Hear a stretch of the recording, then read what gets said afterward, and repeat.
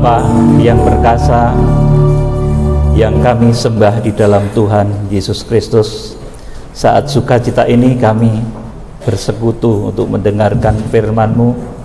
Berkati pemberitaan firman pagi hari ini, urapi hamba-Mu dengan dua bagian roh suci-Mu.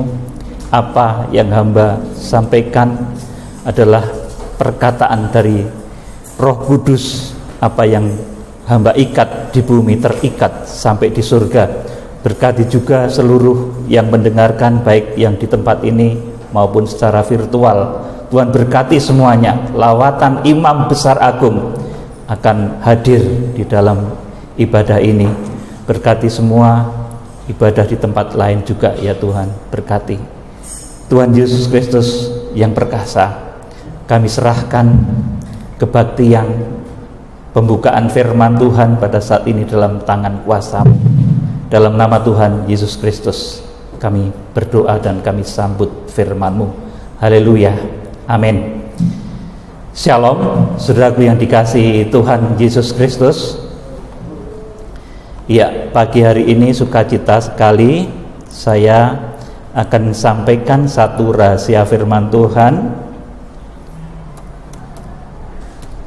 mengenai perintah dari tubuh kebangkitan Tuhan Yesus Kristus yang dahsyat.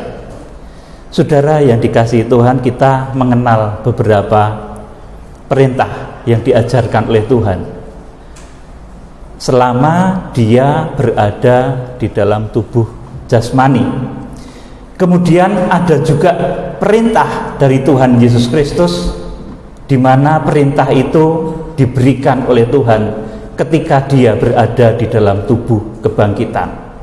Nah, saudaraku, ini penting semua, baik perintah sebelum dia dalam tubuh kebangkitan, ketika Tuhan Yesus berada dalam tubuh jasmani, dalam tubuh wadak, ini penting. Misalkan perintah saling mengasihi sesama, mengasihi Tuhan, tentang berdamai, tentang kekudusan, banyak sekali.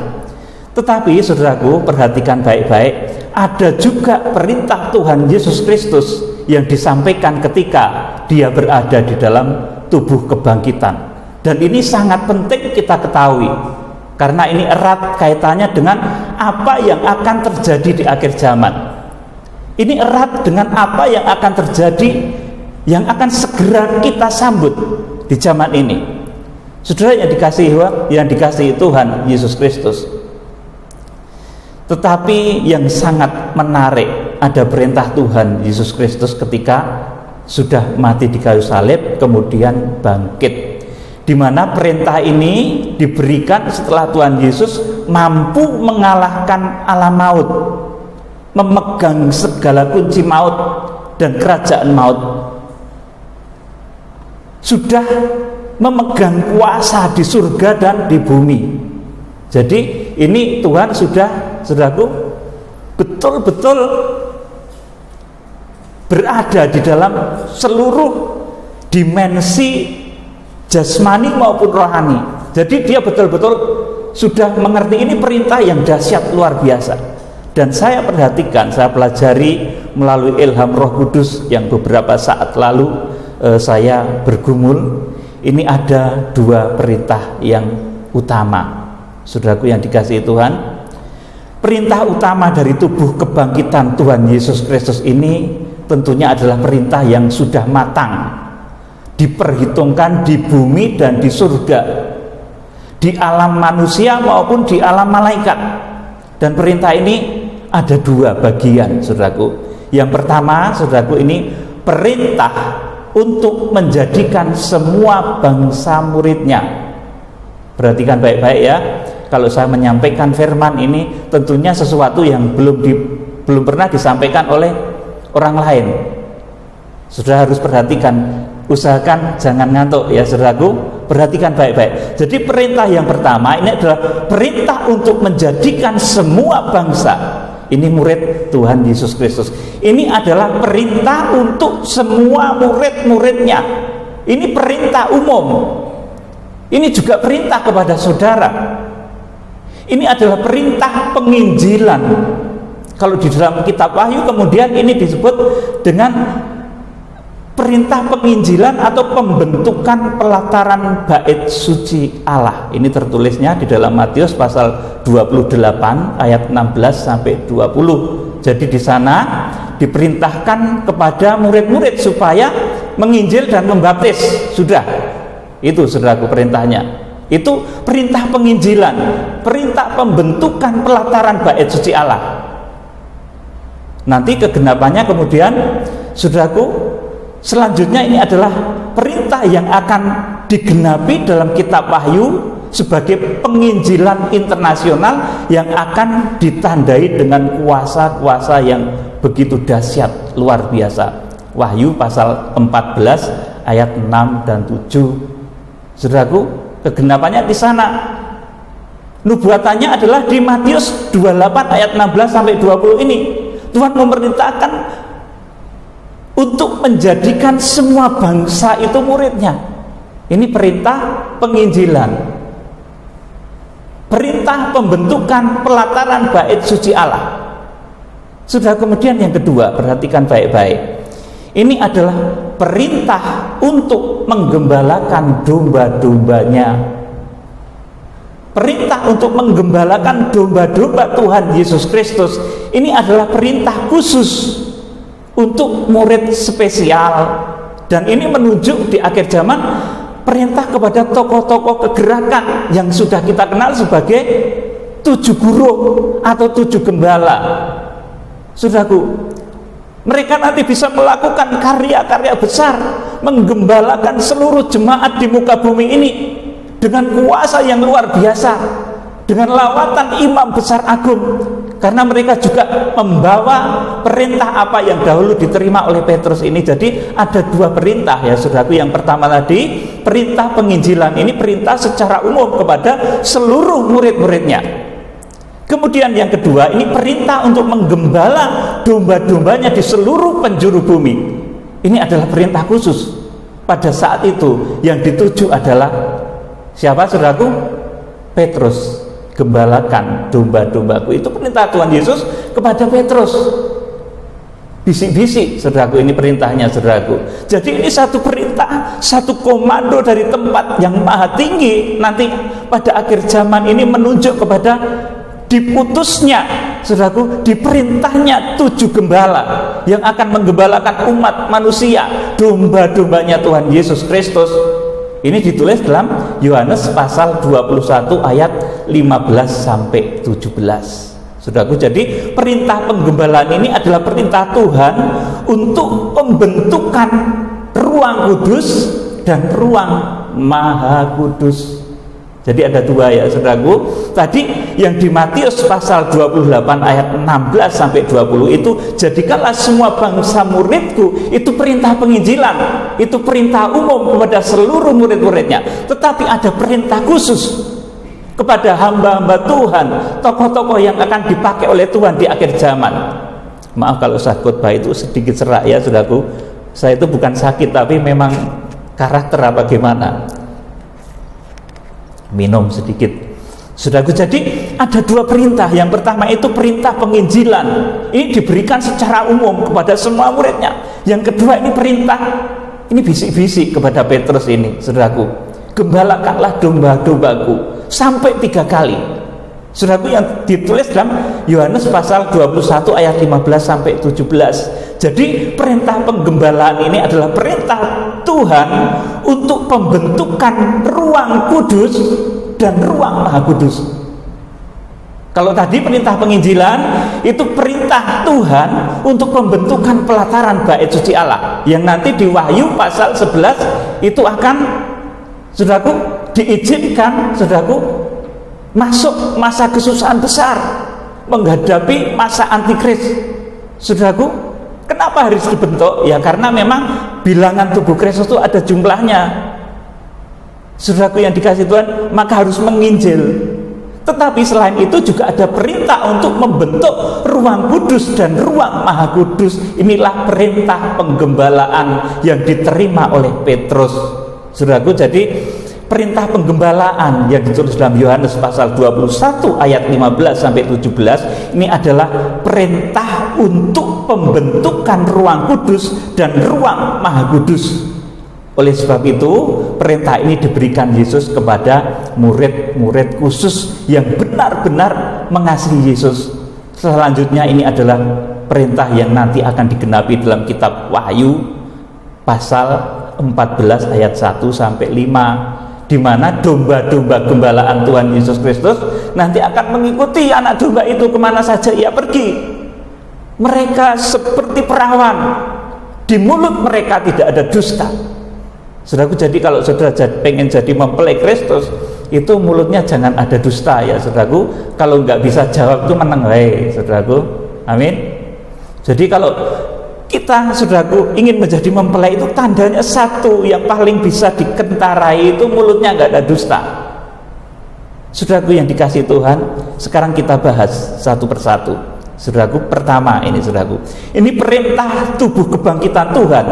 Jadi tubuh kebangkitan Tuhan tadi ini perintah yang penuh perhitungan, diperhitungkan di surga di bumi. Ini yang pertama, ini adalah perintah untuk menginjil, pembentukan pelataran bait suci Allah.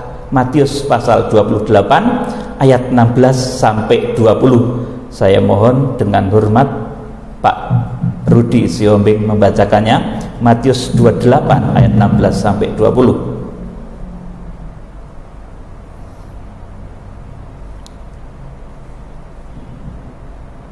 Dan ke-11 murid itu berangkat ke Galilea, ke bukit yang telah ditunjukkan Yesus kepada mereka. Amin. Sampai di sini dulu. Ke-11 murid itu karena pada saat itu Yudas sudah berkhianat. Setelah perjamuan terakhir itu Yudas berkhianat. Jadi ke-11 murid. Kemudian ayat lanjutnya Pak Rudi. Masih tetap berdiri saja, saudara.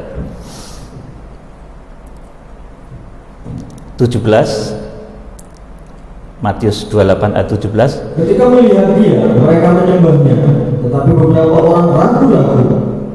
Ayat 18. Ya. Yesus mendekati mereka dan berkata, "Kepadaku telah diberikan segala kuasa di surga dan di bumi." 19. Karena itu pergilah, jadikanlah semua bangsa muridku dan baptislah mereka dalam nama Bapa, Anak dan Roh Kudus. 20.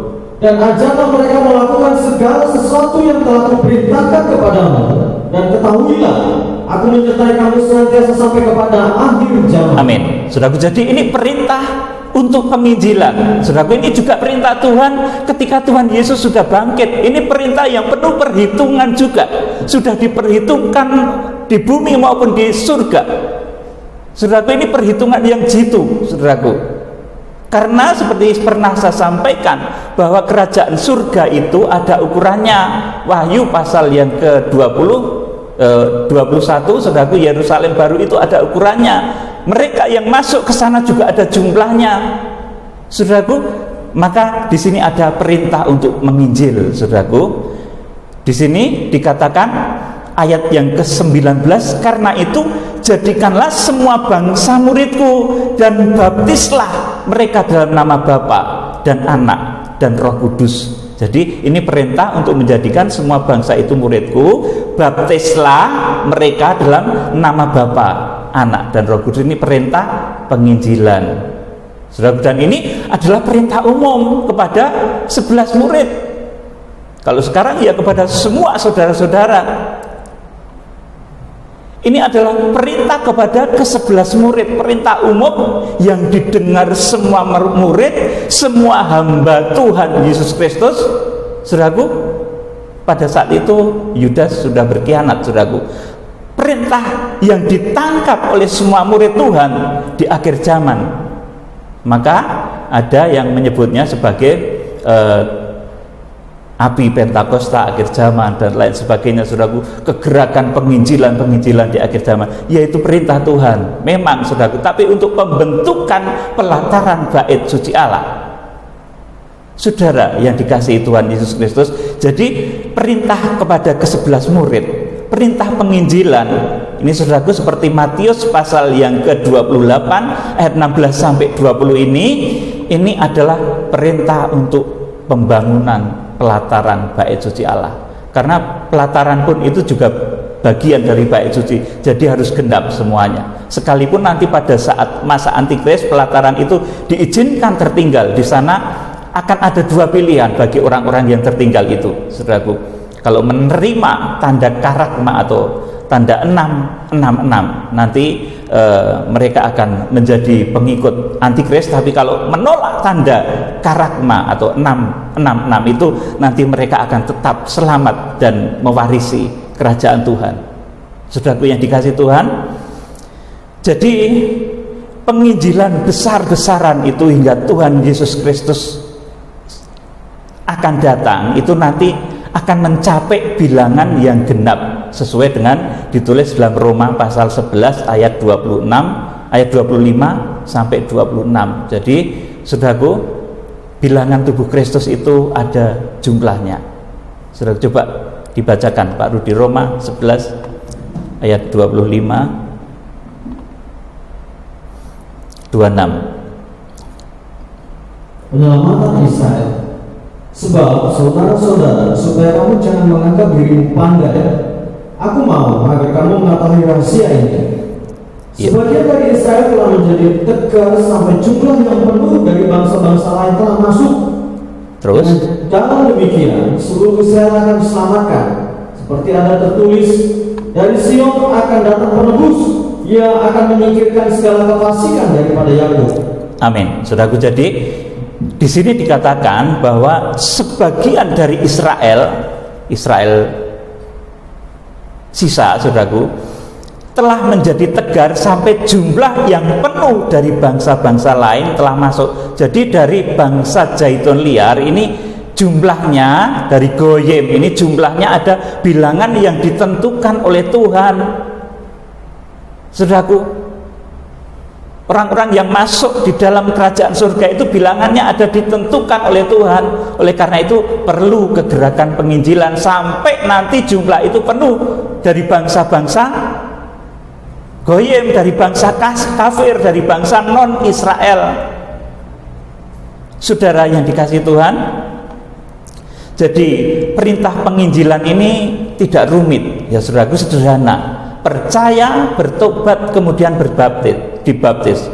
Saudaraku, yaitu sudah selamat, saudaraku.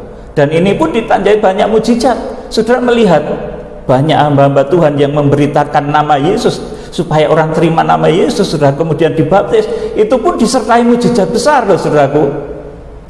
Orang sakit berdatangan pada sembuh, saudara. Itu mujizat-mujizat yang menyertai penginjilan di akhir zaman. Ratusan orang, saudaraku, sembuh, disentuh gitu sembuh, saudaraku, yaitu karunia untuk hamba-hamba Tuhan tertentu. Saudaraku yang dikasihi Tuhan Yesus Kristus, jadi perintah penginjilan ini tidak rumit, saudaraku, sederhana. Percaya, bertobat, kemudian dibaptis. Orang percaya kepada Tuhan Yesus Kristus, bertobat, kemudian dibaptis, itu sudah selamat, saudaraku. Tapi belum bisa jadi mempelai wanita anak domba Allah. Kemudian adapun hasil penginjilan ini nantinya adalah orang-orang percaya yang kemudian harus didewasakan rohaninya dalam satu saudaraku, penggembalaan namanya, bukan di kandang, ya saudaraku, domba yang digembalakan. Nanti kita akan baca ayatnya bahwa Tuhan itu menyuruh Petrus untuk menggembalakan domba-dombanya, bukan untuk mengandangkan domba-dombanya. Saudaraku, akan ada yang berhasil mencapai ruang kudus, bahkan ruang maha kudus. Ada pula yang stagnan di pelataran. Inilah nantinya yang akan diizinkan oleh Tuhan diinjak-injak ketika masa antikris terjadi, saudaraku. Jadi penginjilan internasional ini, saudaraku, ini adalah merupakan bagian dari kegerakan yang tak terpisahkan dari kegerakan akhir zaman. Saudaraku, ini harus terjadi karena untuk menggenapkan bilangan tubuh Kristus. Wahyu pasal 14 ayat 6 dan 7. Mohon dibacakan.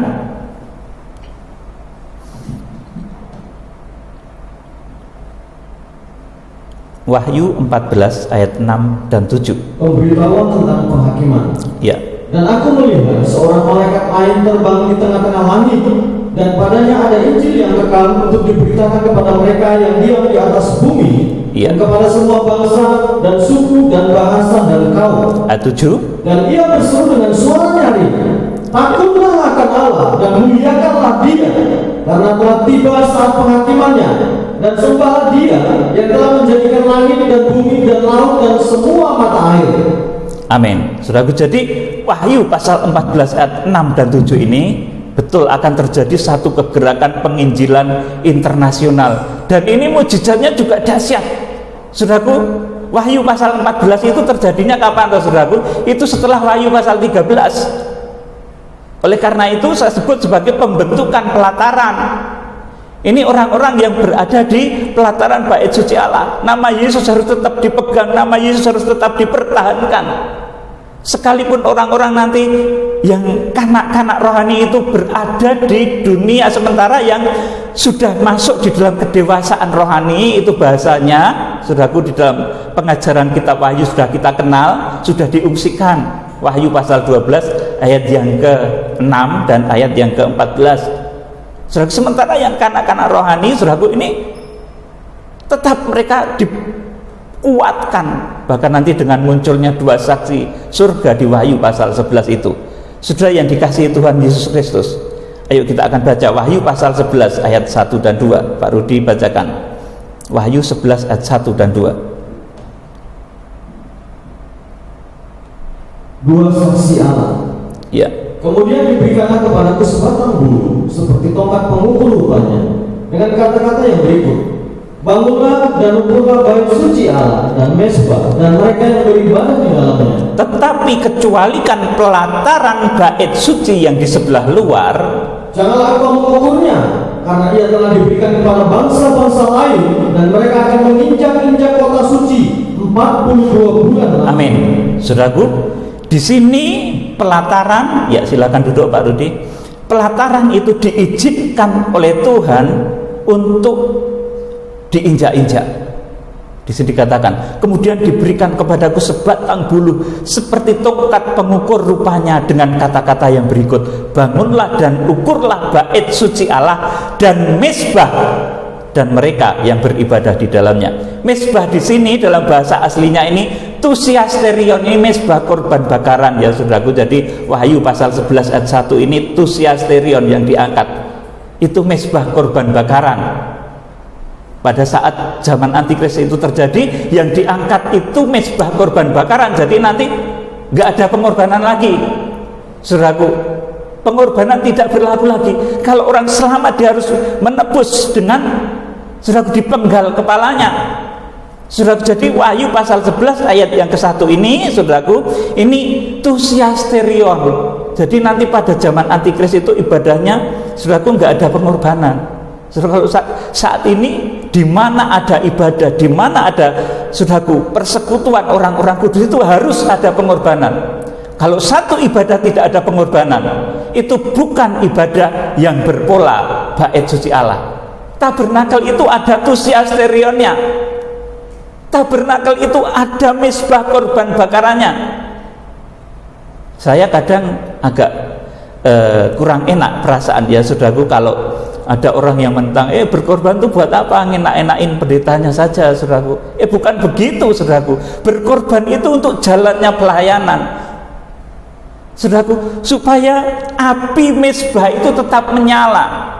Itu perlu pengorbanan, saudaraku. Oleh karena itu di akhir zaman itu, saudaraku, ketika masa antikris itu terjadi, itu nanti segala macam bentuk pengorbanan itu di stop.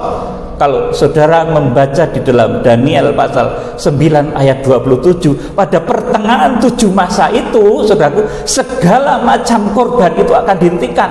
Jadi kalau ada orang itu, saudaraku, memiliki hati ingin menghentikan persembahan, dia sedang dirasuk oleh kuasa kegelapan, rasa persembahan, saudaraku. Itu roh nanti yang akan menguasai antikris, yang akan menghentikan segala macam korban. Daniel 9:27, saudaraku. Jadi perhatikan baik-baik, sebisa mungkin, saudaraku, kalau kita berada di dalam jalur pengajaran, kita berada di dalam ibadah yang berpola tabernakel, itu namanya misbah korban bakaran, tusiasterion itu harus terukur, harus ada. Saudaraku, karena tidak pernah ada orang yang persembahan kepada Tuhan itu kemudian miskin, nggak ada. Saudaraku, lakukan dengan penuh kasih, nanti jalan Tuhan itu akan dibukakan untuk saudara. Nggak ada, saudaraku, ceritanya orang yang rajin persembahan itu kemudian miskin.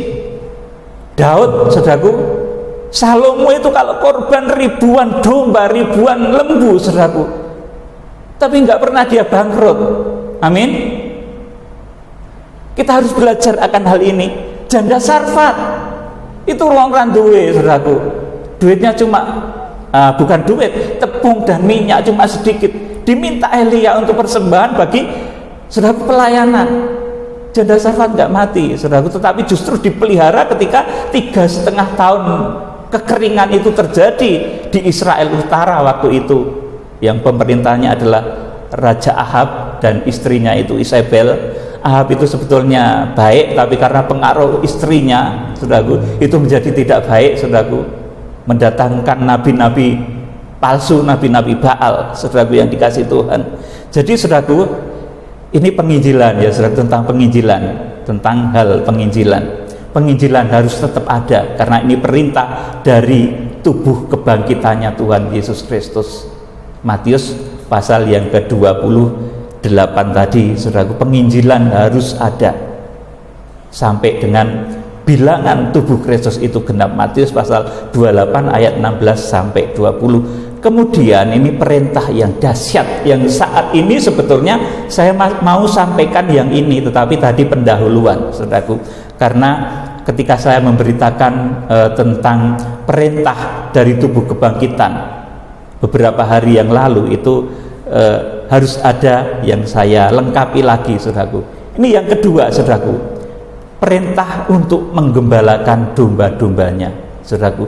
Ini adalah perintah khusus untuk orang-orang spesial dan tokoh-tokoh kegerakan. Kalau pada saat itu Petrus, saudaraku, ini bisik-bisik perintahnya, bukan perintah secara umum, saudaraku, ini bisik-bisik pada Petrus.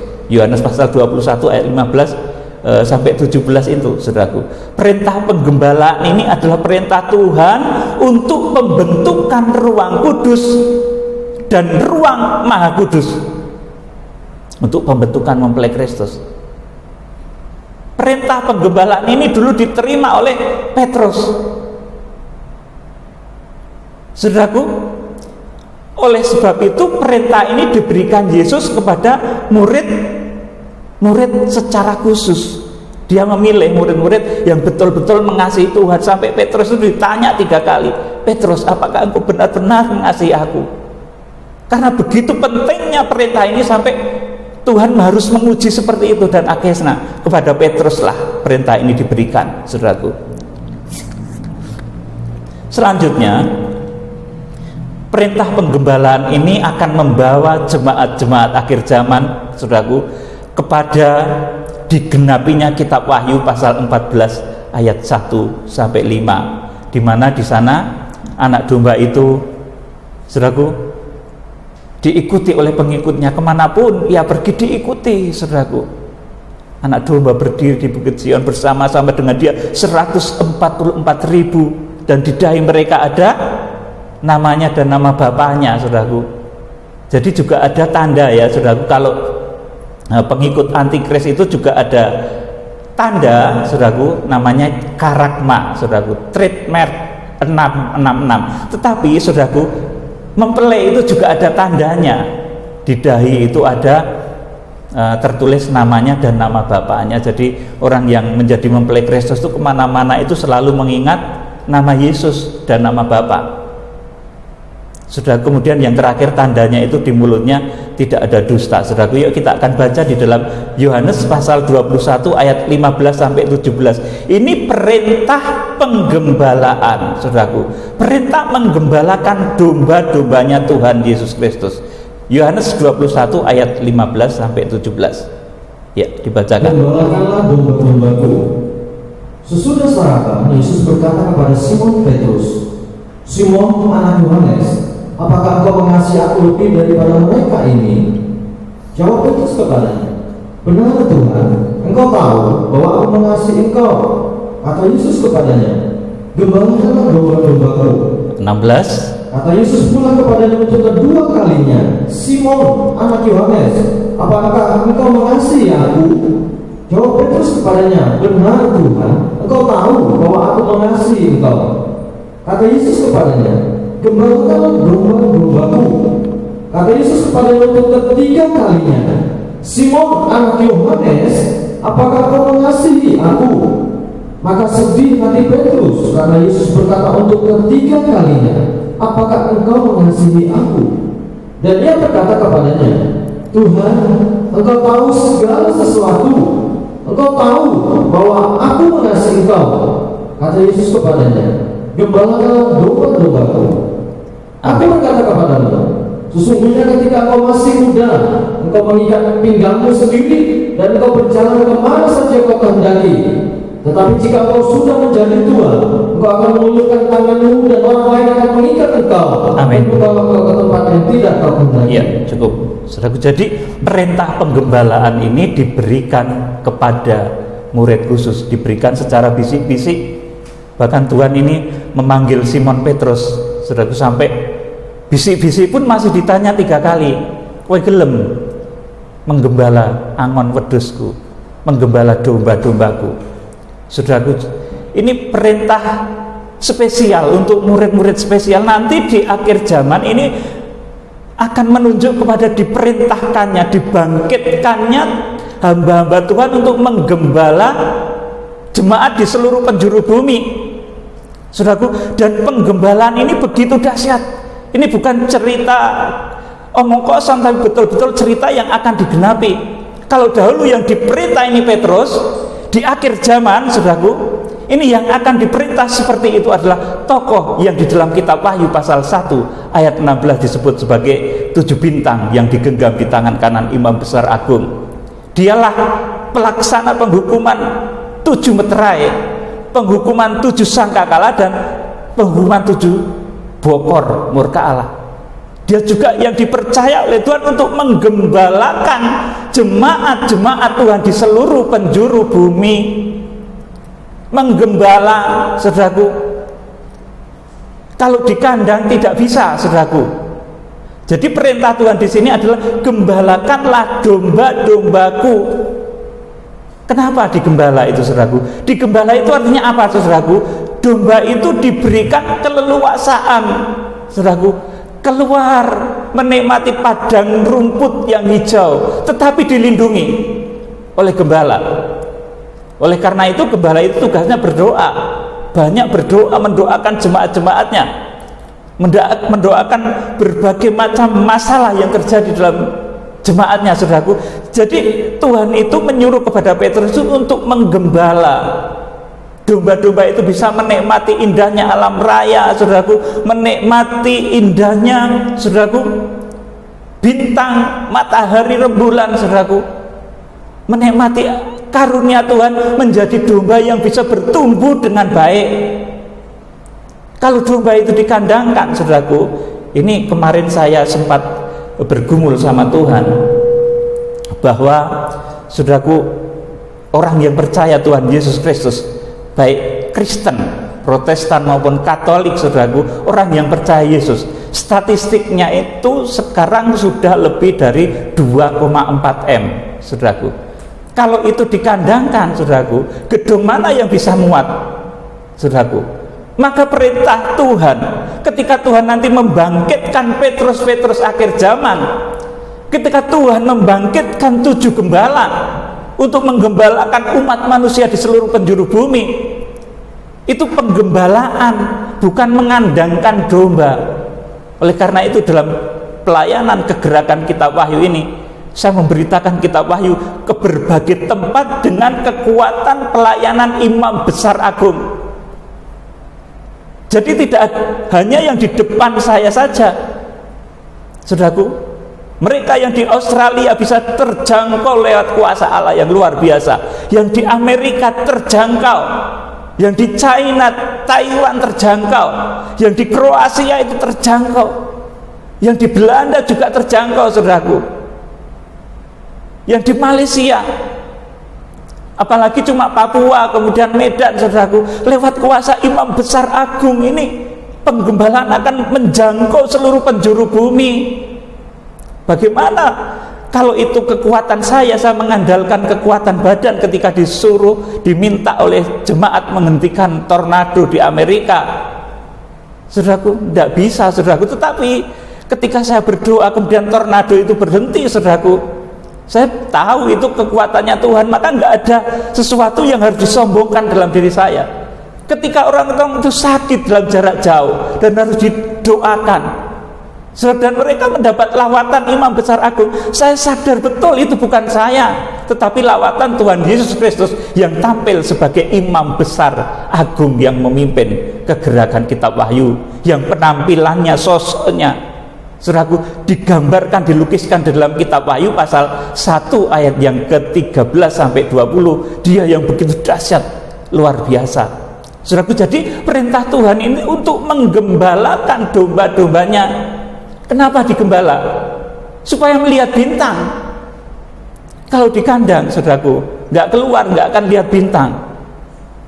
Saudara yang dikasihi Tuhan Yesus Kristus, kita mulai belajar berpikir moderat di dalam firman Tuhan. Kita mulai belajar, saudaraku, berpikir menjadi domba-domba gembalaan Tuhan, sehingga nanti kita akan bertumbuh menjadi domba-domba yang digembalakan Petrus-Petrus akhir zaman ini. Saudara yang dikasihi Tuhan Yesus Kristus, jadi kadang, saudaraku, kalau domba itu terlalu sempit tempatnya, saudaraku, pengap, nanti di dalam kandang itu berkelahi sendiri, saudaraku, sudil-sudilan sendiri, bertengkar, saudaraku, rebutan pangan, saudaraku. Itu kalau di kandang, saudaraku. Tapi kalau di gembala, saudaraku, itu mereka bisa menikmati indahnya alam raya dengan kawalan doa dari hamba Tuhan, dari gembala yang dipercaya untuk menggembalakan domba itu. Dimanapun mereka berada bisa digembalakan. Oleh karena itu nanti penggembalaan 7 bintang itu, penggembalaan guru akhir zaman itu, penggembalaan dari 7 gembala itu nanti akan menjangkau seluruh penjuru bumi. Karena menggembalanya bukan pakai gedung, tetapi pakai firman dan kuasa Allah. Akhirnya dia menjangkau ribuan, jutaan, bahkan nanti 2,4 M manusia itu bisa tergembala. Ini bukan pekerjaan yang ringan, saudara, tapi butuh kuasa Tuhan yang begitu dahsyat dan luar biasa. Dan nanti sudah jangan takut dengan masalah berkat, sudah pasti diberkati. Apalagi yang setia mengikuti kegerakan kitab Wahyu, pasti dibukakan jalan luar biasa. Saudara yang dikasihi Tuhan, jadi perintah Tuhan kepada Petrus itu untuk menggembalakan domba-domba Tuhan Yesus Kristus. Dombanya Tuhan Yesus Kristus. Domba itu miliknya Tuhan. Nggak ada seorang mungkin pemimpin rohani yang bisa mengaku, oh itu wedusku, saudara, nggak bisa. Melanggar kekudusan Tuhan. Ayo kita akan baca lagi, saudaraku. Yohanes pasal yang ke-21 ayat 15 saja. Ini 3 kali diulang sama saja. Ini dombanya siapa? Kita akan lihat. Diulang, Yohanes 21. Iya. Sudah selama Yesus berkata kepada Simon Petrus, Simon anak Yohanes, apakah engkau mengasihi aku lebih daripada mereka ini? Jawab Petrus kepadanya, benar Tuhan, engkau tahu bahwa aku mengasihi engkau. Kata Yesus kepadanya, iya, gembalakanlah domba-dombaku. Iya, gembalakanlah domba-dombaku. Jadi kalau ada mungkin tokoh besar sekalipun, kalau mengaku sampai merasa bahwa domba itu wedusnya dia, saudaraku, itu melanggar kekudusan Tuhan yang membuat etika surga nanti terlewati, saudaraku. Karena domba ini dombanya Tuhan Yesus Kristus. Datang dan perginya domba itu atas kehendak Tuhan. Maka 7 gembala itu yang akan diorbit oleh Tuhan di akhir zaman untuk menggembalakan domba-domba di akhir zaman itu, saudaraku, itu menggembalakan domba-dombanya Tuhan Yesus Kristus, bukan dombanya ke-7 guru. Ingat baik-baik, yang digembalakan oleh 7 gembala itu bukan dombanya ke-7 guru, bukan dombanya ke-7 bintang, Tapi itu dombanya Tuhan Yesus Kristus. Ini harus disadari oleh hamba-hamba Tuhan. Kalau tidak menyadari akan hal ini, mencuri kemuliaan Tuhan seperti Musa. Ketika saudaraku memukul batu gunung, saudaraku, kemudian engkau sudah melanggar kekudusanku dan tidak bisa saudaraku tidak bisa masuk ke negeri yang dijanjikan. Demikian pula di akhir zaman. Ingat baik-baik ini saudaraku, yang digembalakan oleh ketujuh guru, yang digembalakan oleh 7 gembala yang kita kenal di dalam pengajaran kitab Wahyu ini saudaraku, ini bukan dombanya dia sendiri, tetapi dombanya Tuhan Yesus Kristus. Ini yang harus selalu diingat. Nanti kalau demikian nanti akan berkembang luar biasa, menjangkau seluruh penjuru bumi. Saudaraku yang dikasihi Tuhan, jadi perintah menggembala domba-domba Tuhan ini adalah diberikan kepada murid khusus, yaitu Petrus. Saudaraku, itulah sebabnya setelah saudaraku Tuhan Yesus naik, saudaraku, kemudian saudaraku ada pencurahan Pentakosta, maka Petrus yang kelihatan menonjol, diberikan kuasa sekali khotbah ribuan orang itu saudaraku bertobat, itu Petrus, karena dia yang dibisiki kalimat ini sama Tuhan. Saudara yang dikasihi Tuhan, jadi perintah menggembala domba-domba Tuhan ini diberikan kepada murid khusus, yaitu Petrus. Dan Petrus harus ingat, sekalipun dia dipercaya menggembala ribuan umat, jutaan domba, tetapi itu bukan dombanya Petrus, itu dombanya Bos yang maha besar, Tuhan Yesus Kristus, pemilik domba-domba itu. Jadi perintah menggembala domba-domba Tuhan itu diberikan kepada murid khusus, yaitu Petrus. Dan kesanggupan Petrus ini pun ditanya sampai 3 kali. Artinya sesuatu yang sangat amat serius dan sangat amat penting. Saudaraku, jadi karena ini nanti akan membawa jemaat-jemaat itu kepada kegenapan kitab Wahyu pasal 14 ayat 1 sampai 5 itu, saudaraku. Orang-orang yang mengikuti kemana saja anak domba itu pergi. Dan gembala-gembala itu harus tahu bahwa yang diingon, yang digembalakan itu bukan dombanya sendiri, tetapi dombanya Tuhan Yesus Kristus. Saudara, di akhir zaman ini merupakan satu nubuatan, akan dibangkitkannya 7 gembala untuk menggembala domba-domba Tuhan dari seluruh penjuru bumi. Ayo kita akan baca Mika pasal 5 ayat 4 sampai 6. Saya mohon Pak Rudi bacakan.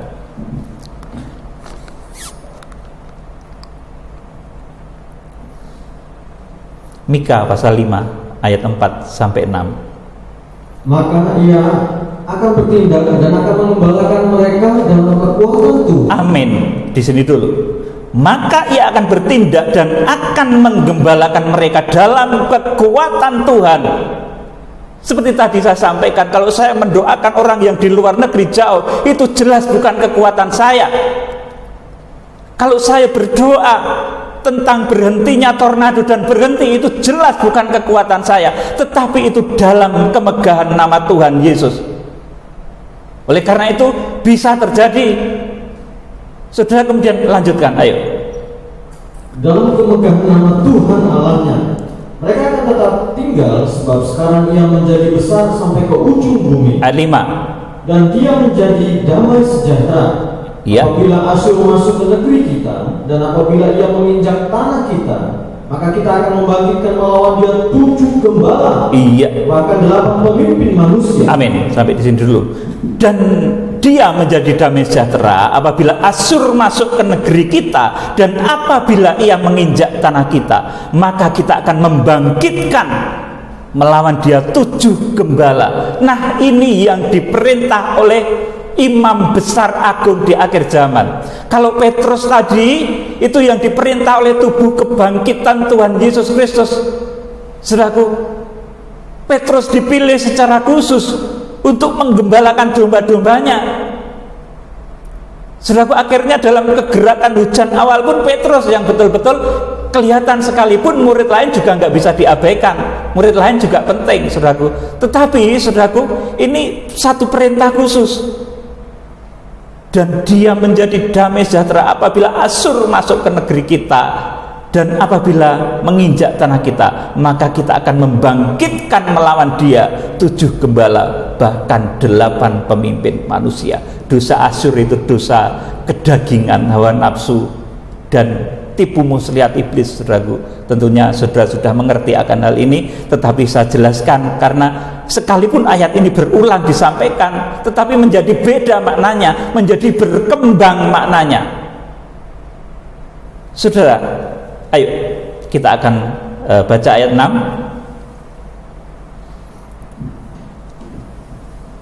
Mereka itu akan mencukur negeri Asyur dengan pedang, dan negeri Nimrod dengan pedang terhunus. Amin. Terus, mereka akan melepaskan kita dari Asyur apabila ia ini masuk ke negeri kita dan menginjak daerah kita. amin. Jadi senjatanya ketujuh gembala itu adalah pedang, saudaraku. Pedang itu apa, saudaraku? Firman yang keluar dari mulutnya, saudaraku. Melalui firman yang diucapkan melalui mulutnya, mereka akan mencukur. Di sini dikatakan mencukur negeri Asyur dengan pedang, dan negeri Nimrod dengan pedang terhunus. Ini senjatanya guruh para gembala di akhir zaman, dan teristimewa guruh di akhir zaman itu senjatanya firman. Sehingga kalau dalam bahasa Jawa ada satu apa ya namanya, kata-kata bijak ya,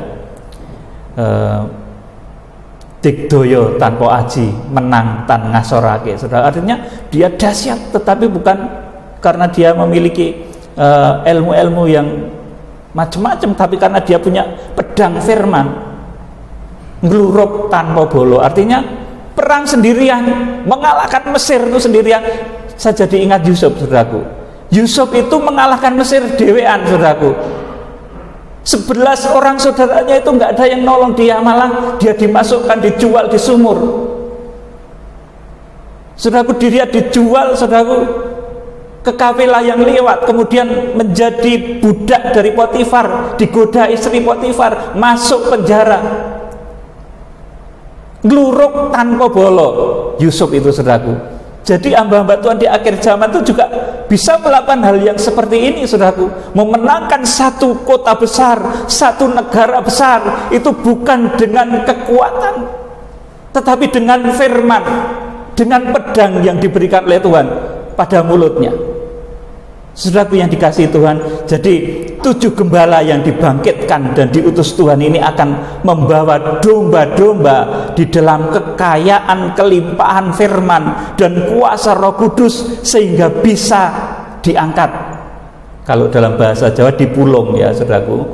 Kalau dalam bahasa yang sudah kita kenal, diungsikan ketika masa antikris tiba, saudaraku. Diungsikan itu bahasa aslinya veogo, saudaraku. Itu artinya kombinasi dari 3 kata ya, saudaraku. Veogo itu lari, hilang, lenyap, saudaraku. Jadi nanti terjadi seperti itu, saudara. Ketika rencana Tuhan ini digenapi, saudaraku, jemaat-jemaat itu harus mencapai kriteria rohani tertentu yang dipersiapkan oleh ke-7 guruh tadi, saudaraku, sampai nanti jemaat-jemaat itu bisa veogo, bisa lari, hilang, lenyap, dan terbang. Bahasa Jawanya dipulung, saudaraku. Ya, jadi bahasa ini beda-beda ya, saudaraku. Jadi jangan menganggap saya berseberangan, tidak, sama sekali ini sama. Kalau bahasa Jawanya dipulung, kalau dalam bahasa aslinya veogo, saudaraku. Saudara yang dikasihi Tuhan, ini tertulis di dalam Wahyu pasal yang ke-12 ayat 5, 6 dan ke-14, saudaraku. Jadi kalau dulu Petrus itu diutus oleh Tuhan untuk menggembala domba-domba, maka di akhir zaman, guru-guru akhir zaman itu diperintah oleh Tuhan untuk membawa domba-dombanya itu dalam kegenapan Wahyu pasal 14 itu, menjadi domba-domba yang mengikuti kemana saja anak domba itu pergi. Ini arah yang dituju oleh 7 guru, oleh tokoh-tokoh akhir zaman itu, saudaraku. Dan prosesnya ketika jemaat harus pergi, saudaraku, veogo ini, saudaraku. Ayo kita akan baca Wahyu pasal 12 ayat 5, ayat 6 dan ayat yang ke-14. Saya akan beritahu sekilas rahasia Wahyu pasal 12 nanti. Wahyu pasal 12 ayat 5. Maka ia melahirkan seorang anak laki-laki yang akan mengembalakan semua bangsa dengan gada besi. Tiba-tiba anaknya itu dirampas dan dibawa lari kepada Allah dan ke tahtanya. Iya, ayat 6.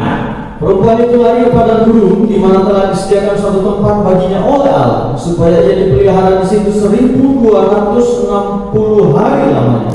14. Wahyu pasal 12 ayat 14.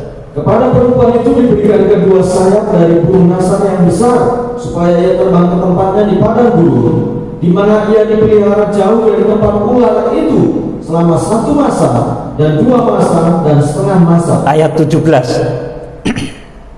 Maka marahlah naga itu kepada perempuan itu, lalu pergi memerangi keturunannya yang lain, yang menuruti hukum-hukum Allah dan memiliki kesaksian Yesus. Amin. Saudara, saya akan membuka alam hikmat saudara. Wahyu pasal 12 ini, perhatikan baik-baik. Wahyu pasal 12 ini mempelai wanita anak domba, gereja akhir zaman. Saudaraku, bayangkan ya saudaraku, di dalam pikiran saudara, Wahyu pasal 12 ini gereja akhir zaman, dari segala bangsa, suku, bahasa, dan juga bangsa Israel yang sudah bersatu. Saudaraku, ini gereja akhir zaman. Sebagaimana Bahtera Noi itu 3 tingkat, kemudian tabernakel itu 3 tingkat, Wahyu pasal 12 ini juga Bahtera 3 tingkat. Saya akan beritahu, ini belum pernah disampaikan siapapun. Wahyu pasal 12 ini Bahtera akhir zaman yang 3 tingkat itu, di mana yang ruang Maha Kudus itu akan langsung dirampas dan dibawa lari kepada Allah dan ke tahtanya. Ini bahasa aslinya harpazo. Saudaraku, ini orang-orang yang memiliki karakter anak laki-laki. Seperti apa itu? Seperti Elia, seperti Musa, seperti Tuhan Yesus Kristus, yang dari mulutnya keluar pedang. Karakter anak laki-laki itu apa toh saudaraku? Orang yang dari mulutnya itu bisa mengeluarkan benih firman dari mempelai pria surga. Ini bahasa dewasa ya saudaraku. Jadi yang dimaksud karakter anak laki-laki itu setiap orang hamba Tuhan yang di dalam mulutnya itu bisa mengeluarkan benih dari mempelai pria surga. Ini karakter anak laki-laki. Perhatikan baik-baik ya. Jadi karakter anak laki-laki itu jemaat maupun hamba Tuhan yang dari mulutnya bisa mengeluarkan benih mempelai pria surga, benih firman, pembukaan rahasia firman. Ini langsung harpazo. Dan karakter anak laki-laki itu seperti Elia, seperti Tuhan Yesus, seperti Musa. Mereka akan langsung harpazo. Ini ruang Maha Kudusnya. Saudaraku, saya berulang-ulang bergumul tentang hal ini. Dan ini merupakan satu kasih karunia kalau saya bisa mengungkap bukakannya. Kemudian yang ke-6, saudaraku, dibaca Pak Rudi, Wahyu pasal 12 ayat 6. Ini ruang kudusnya. Wahyu pasal 12 ayat 6 dan ayat 14, ini ruang kudusnya. Perempuan itu lari ke padang gurun, di mana telah disediakan suatu tempat baginya oleh Allah, supaya dipelihara di situ 1260 hari lamanya. Ya, 14.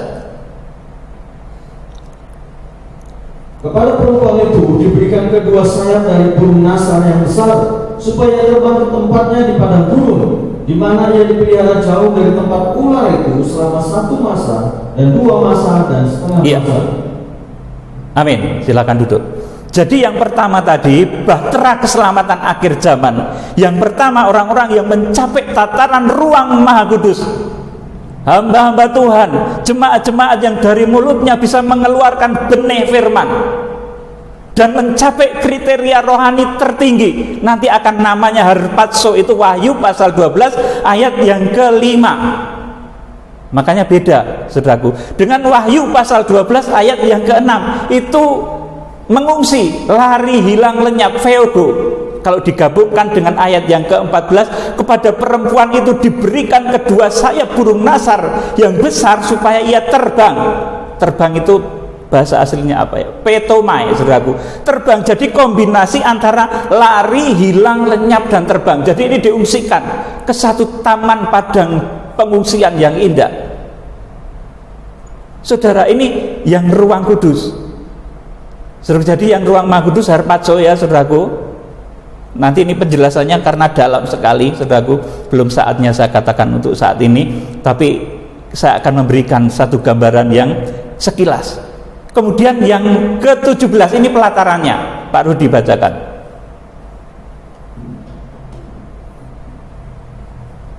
Maka marah naga itu kepada perempuan itu, lalu pergi memerangi keturunannya yang lain yang menuruti hukum-hukum Allah dan memiliki kesaksian Yesus. Amin.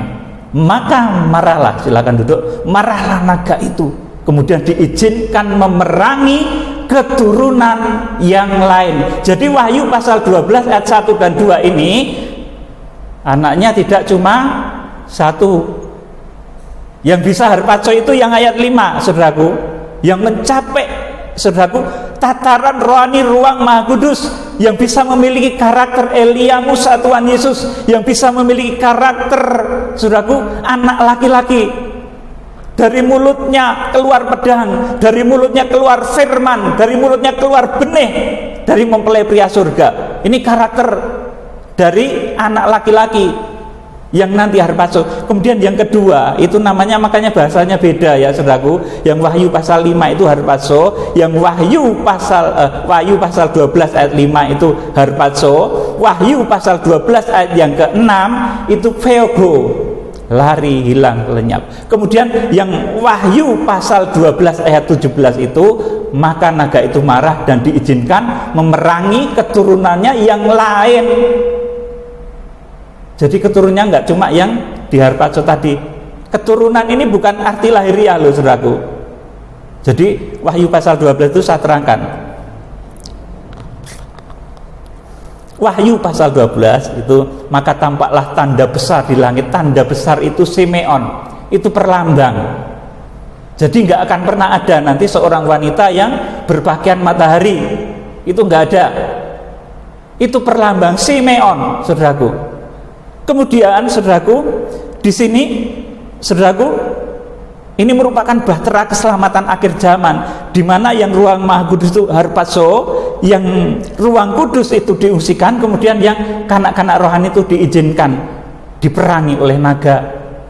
Saudaraku, jadi gereja di akhir zaman itu akan melahirkan 3 output, saudaraku. Yang pertama ini orang-orang yang mencapai karakter anak laki-laki, ini ruang Maha Kudus. Yang kedua ini orang-orang yang mencapai tataran rohani ruang kudus, ini akan diungsikan.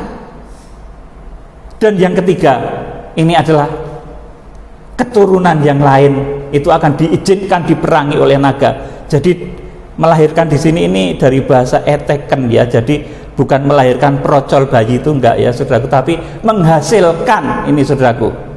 Saudaraku, kita akan baca, saudaraku, kemana kemudian arah dari penggembalaan akhir zaman ini, saudaraku. Setelah memahami rahasia Wahyu pasal 12 ini, saudaraku, saya hanya memberikan sedikit pada saudara. Ini sebetulnya banyak sekali rahasia terkandung di dalamnya, dan puji Tuhan oleh kemurahan Tuhan saya mengerti akan hal ini. Kita sekarang akan membaca tujuan dari penggembalaan Petrus akhir zaman. Saudaraku, ini seperti apa? Wahyu pasal 14 ayat 1 sampai yang Wahyu pasal 14 ayat 1 sampai ke 5, Pak Ruh dibacakan.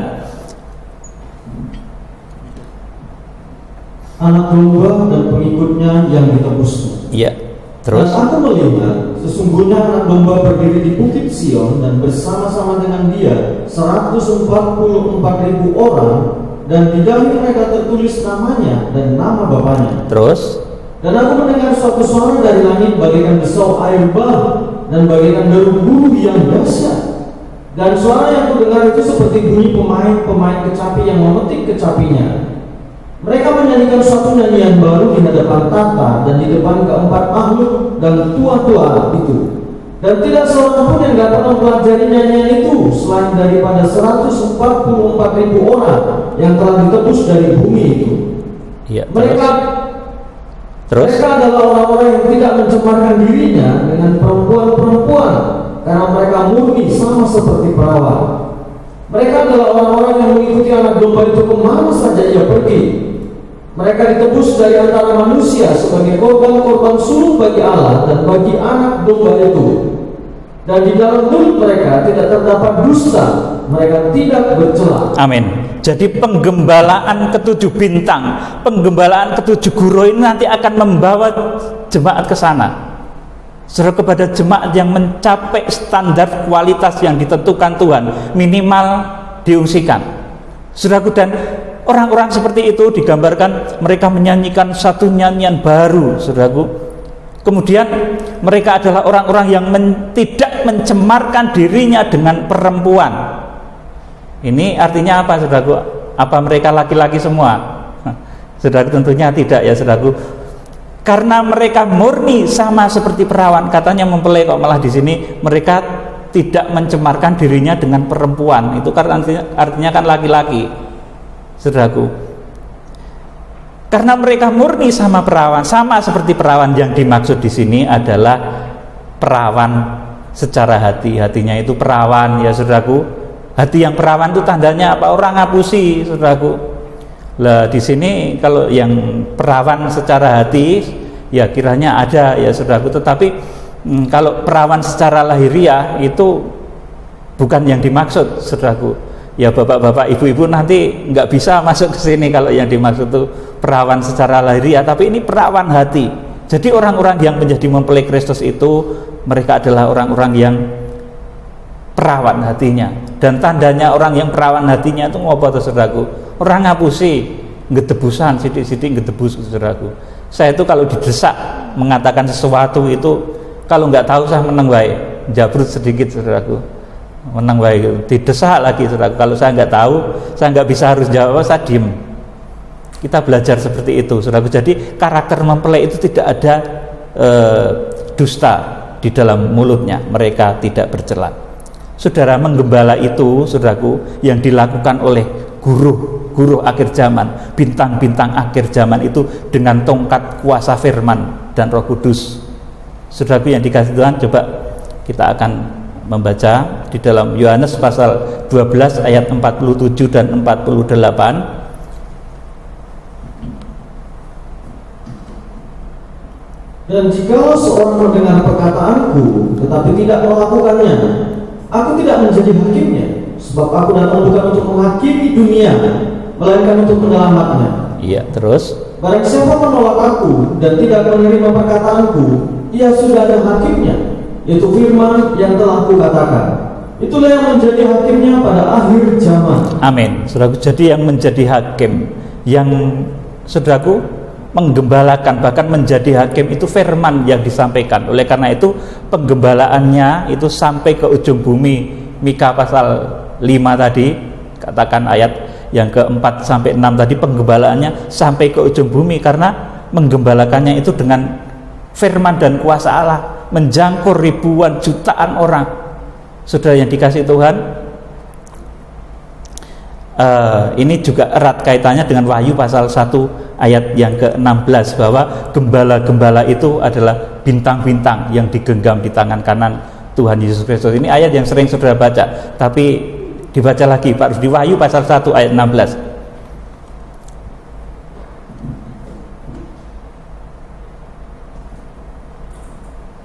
Wahyu 1:16. Dan di tangan kanannya ia memegang 7 bintang, dan dari mulutnya keluar 9 pedang tajam bermata 2, dan wajahnya bersinar-sinar bagaikan matahari yang terik. Amin. Saudaraku, jadi Petrus akhir zaman ini akan diutus oleh Tuhan untuk menggembalakan domba-dombanya dengan kuasa roh dan firman-Nya yang luar biasa, sehingga penggembalaannya akan menjangkau pulau-pulau, melintasi benua, menjangkau seluruh penjuru bumi, dan nanti kitab Wahyu segera digenapi. Saudaraku, dan karakter anak laki-laki ini digambarkan lagi di sini, mulai digambarkan, dan di tangannya ia memegang 7 bintang, dan dari mulutnya keluar 9 pedang tajam. Ini Tuhan Yesus yang di dalam mulutnya keluar pedang, keluar firman. Wahyu pasal 19 juga begitu, saudaraku. Ayo Pak Rudi bacakan Wahyu 19 ayat 5.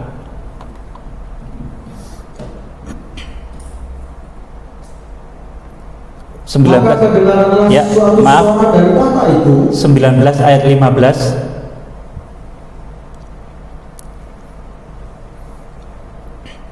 Wahyu 19 ayat yang ke-15. Dan dari mulutnya keluarlah sebilah pedang yang tajam yang akan memukul segala bangsa. Iya. Dan ia akan mengembalakan mereka dengan gada besi, dan ia akan memeras anggur dalam kilangan anggur, yaitu kegeraman murka Allah yang maha kuasa. Amin.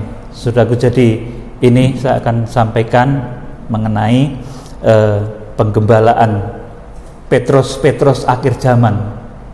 Guru-guru akhir zaman itu akan membawa ke sini, saudaraku, kepada Wahyu pasal 14 ayat 1 sampai 5, yaitu orang-orang yang diprogram, diproyeksikan oleh Tuhan menjadi mempelai Kristus. Saudaraku, penggembalaan itu apa atau saudaraku? Penggembalaan itu terjadinya ikatan batin antara domba dan gembala. Saudaraku, saya itu ketika menikmati apa saja, ini kesaksian sedikit, menikmati makanan yang sedikit nikmat, itu saya ingat orang yang menopang saya itu domba Tuhan dari jauh, itu dari Medan, dari Papua. Saya ingat, jadi saya hati-hati menggunakan berkat itu, saudaraku. Ketika saya mendapatkan berkat apapun, ketika saya menikmati berkat karunia Tuhan itu, saudaraku, saya itu selalu ingat domba-domba itu, saudaraku, yang memberikan bulunya, yang mempersembahkan bulunya, saudaraku, supaya saya bisa pakai jas. Saudaraku, saudara tahu ya, jas saya enggak begitu mewah-mewah amat ya, ini saja, tapi tidak apa-apa, saudaraku, karena saya hati-hati menggunakan berkat. Saya beli jas itu bisa juga, saudaraku, beli 10 juga bisa, saudaraku. Tapi untuk apa toh kayak banget gitu, saudaraku? Nanti mah tak bagi-bagi. Saudaraku, saudara yang dikasih Tuhan. Jadi ketika saya menggunakan berkat Tuhan itu, saya selalu ingat domba-domba yang mempersembahkan itu, saudaraku, dari berbagai belahan bumi, dari berbagai pulau, saudaraku, dari berbagai kota. Saya ingat, oh ini persembahan dari janda yang miskin itu, janda yang tidak kaya itu, tapi karena kecintaannya kepada Tuhan mereka persembahan. Akhirnya, saudaraku, penggembalaan itu terjadi seperti itu, adanya ikatan batin antara gembala dan domba. Yohanes pasal 10 ayat 11 sampai 14. Pak Rudi bacakan.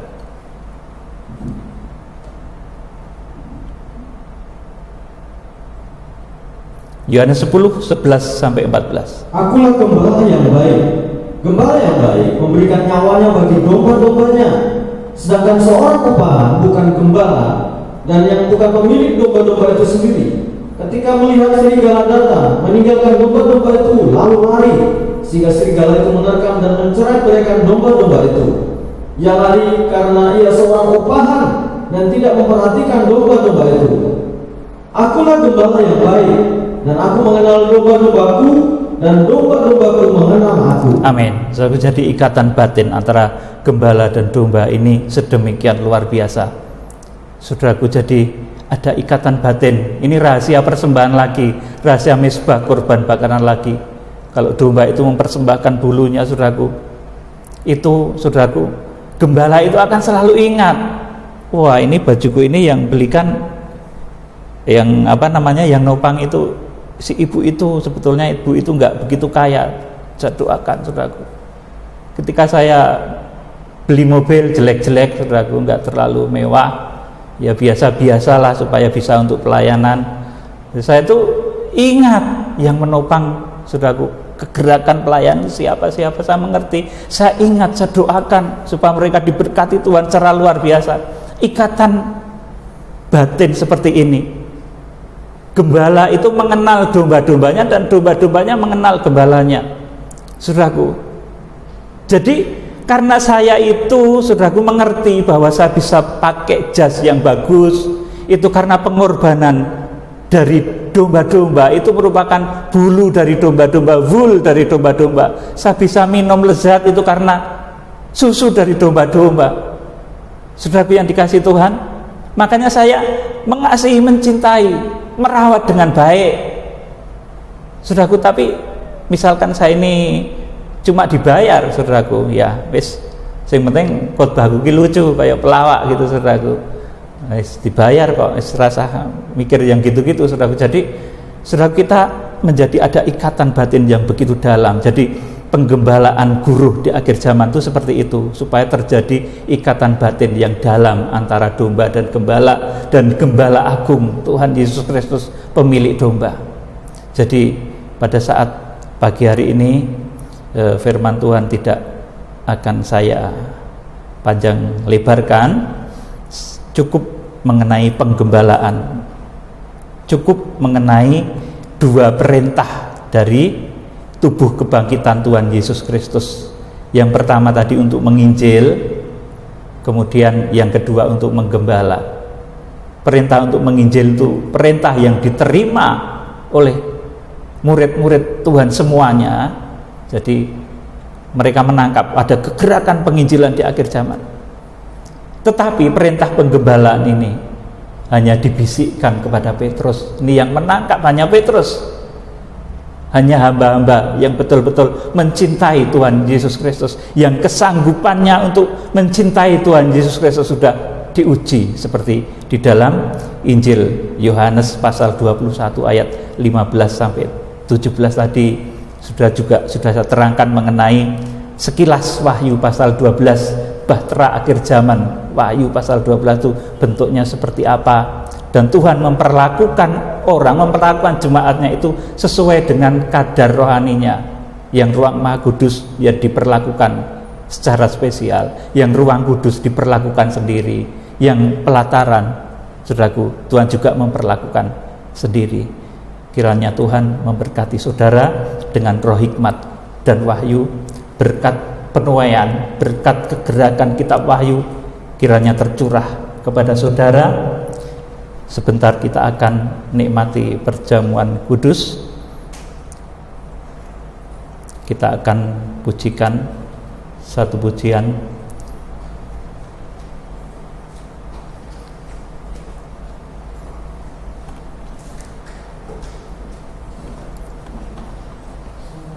Kurasakan kasih-Mu Tuhan.